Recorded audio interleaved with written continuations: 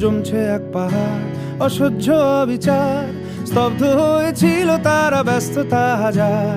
তাই যে নাই খেয়াল পেছনে দেয়াল, যে যেমন সে নিচ্ছি মেনে নাম দিয়ে কপাল। কেউ মরণ অকাল, কেউ ভয়ে কাতর, কেউ বাণীর উপায় বা সহায় হয়ে পাথর। আর কবে, আর কবে, আর কবে, আর কবে, আর কবে, আর কবে, আর কবে, আর কবে, আর কবে, আর কবে, আর কবে, আর কবে কণ্ঠ শক্তি পাবে?